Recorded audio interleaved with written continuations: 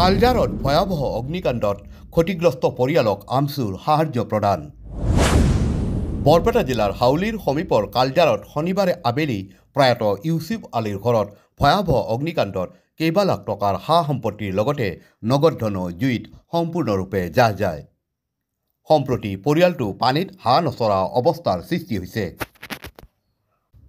আমচুৰ কেন্দ্ৰীয় সমিতিৰ সহ সম্পাদক আব্দুল জুব্বাৰ আলীৰ নেতৃত্বত বজালী আৰু বৰপেটা জিলাৰ আমচুৰ এটি প্ৰতিনিধি দলে এই পৰিয়ালটোক সাক্ষাৎ কৰি সাহায্য প্ৰদান কৰে। দলটিয়ে পৰিয়ালটোক চাউল, দালি, চেনি, নিমখ, কেঁচা তৰকাৰী, ডেক্সি, কেৰাহী, বাল্টি, কলহ, বাচন বৰ্তনৰ লগতে এখন বিচনা আৰু কম্বল আদি বিতৰণ কৰে। আমচুৰ এই প্ৰতিনিধি দলটোত আমচুৰ কেন্দ্ৰীয় সদস্য আফজালুৰ ৰহমান, বজালী জিলা আমচুৰ সাধাৰণ সম্পাদক আজাহাৰ আলী আহমেদ, বৰপেটা জিলা সমিতিৰ সভাপতি শামীম খান, সম্পাদক ছাইদুৰ ৰহমান, উপ সভাপতি বুলবুল হুছেইন, সুকমানা আঞ্চলিক সমিতিৰ কাৰ্যকৰী সভাপতি জেহেৰুল চিকদাৰ সহ আমচুৰ ভালেসংখ্যক কাৰ্যকৰ্তা উপস্থিত থাকে। বৰপেটা ৰোডৰ পৰা আলম সৰোৱাৰৰ সহযোগত হাউলীৰ পৰা দিদাৰ হুছেইনৰ ৰিপৰ্ট, পি সংবাদ। আমাৰ বৰপেটা জিলাৰ আগৰ বৰপেটা বিধানসভা সমষ্টি বৰ্তমান পাকা বেতবাৰী সমষ্টিৰ অন্তৰ্গত উত্তৰ কালজাৰত এটা দুখীয়া পৰিয়ালৰ এটা ঘৰ সম্পূৰ্ণ জুইত জাহ যায়। আমি আমচুৰ পৰিয়ালৰ খবৰ পোৱাৰ লগে লগেই বৰপেটা আৰু বাক্সা জিলাৰ দুখন জিলা সমিতি আমি এইখন ঘৰত যোৱাকালি আহিছিলোঁ, আহি খবৰ লৈছিলোঁ। খবৰ লোৱাৰ পিছতে আজি আমি দুখন জিলা বৰপেটা আৰু বাক্সা জিলাৰ বজালী জিলাৰ নেতৃত্বত আমি কিছু সামগ্ৰী বস্তু বাহিনী লৈ আহিছোঁ। আপোনালোকৰ জৰিয়তে মই দুখন, যিহেতু এইটো পাকা বেতবাৰী সমষ্টি, দুজন বিধায়কক মই দৃষ্টিগোচৰ কৰিব বিচাৰিছোঁ।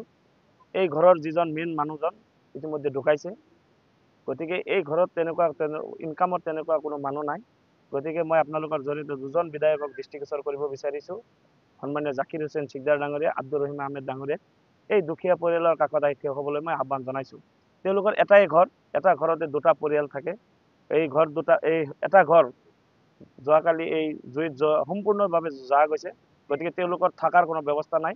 তেওঁলোক আকাশখন চাল বনাই, মাটিখন বিচনা বনাই থাকিব লগা হৈছে।